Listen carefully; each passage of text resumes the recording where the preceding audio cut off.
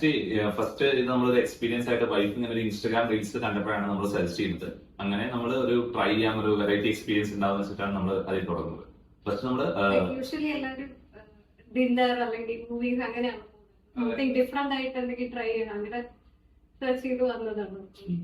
But it was good, like നല്ല experience ആയിരുന്നു. Floating എനിക്ക് വെള്ളം കുറച്ച് പേടിയാണ്, പക്ഷെ after 5 minutes 10 minutes like use to ആയി, നല്ല ഓക്കെ ആയി. പിന്നെ അത് കഴിഞ്ഞിട്ട് സോൾവ് ചെയ്ത് അതും നല്ലതാണ്. ഫ്ലോട്ടിംഗ് തന്നെ നമുക്കൊരു ഒരു മെന്റൽ പീസ്, നമ്മളൊരു കാം അറ്റ്മോസ്ഫിയർ ക്രിയേറ്റ് ചെയ്യാൻ പറ്റുന്നുണ്ട്. പിന്നെ നമുക്കതൊരു ഡിഫറെന്റ് എക്സ്പീരിയൻസ് ആണ്. നമ്മളൊരു പേഴ്സണായിട്ട് ഒരു മെഡിറ്റേഷൻ ഫീൽ ചെയ്യുക, ഒരു മെഡിറ്റേഷൻ നമുക്ക് ഭയങ്കര പീസ് ഫീൽ ചെയ്യും. അത് കഴിഞ്ഞ് നമുക്ക് ഈ പല സാർക്കയോട് ചെയ്തപ്പോൾ കുറച്ചുകൂടി ഒരു ബോഡിക്ക് ഒരു ബെറ്റർമെന്റ് ഫീൽ ചെയ്യും. എക്സ്പീരിയൻസ് തന്നെയായിരുന്നു ഞങ്ങൾക്ക്.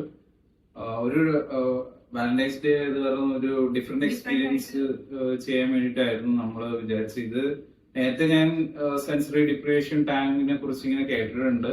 അപ്പോ സോൾ വേൾഡ് ഞാൻ ഒരു 2 years ആയി അപ്പോ ഇതിനെ കുറിച്ച് അറിഞ്ഞിട്ട്. പക്ഷെ ഇപ്പോഴാണ് നമുക്കൊരു അതിന്റെ ഒരു ഓപ്പർച്യൂണിറ്റി കിട്ടിയത്.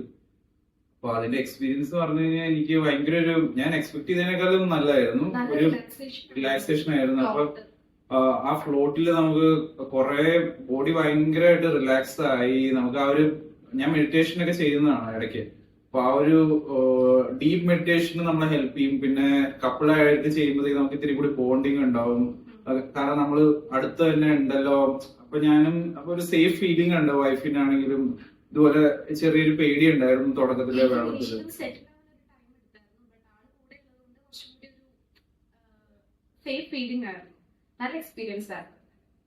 പിന്നെ സോൾ കേവില് ഇവരെ മീറ്റ് ചെയ്യാൻ പറ്റി.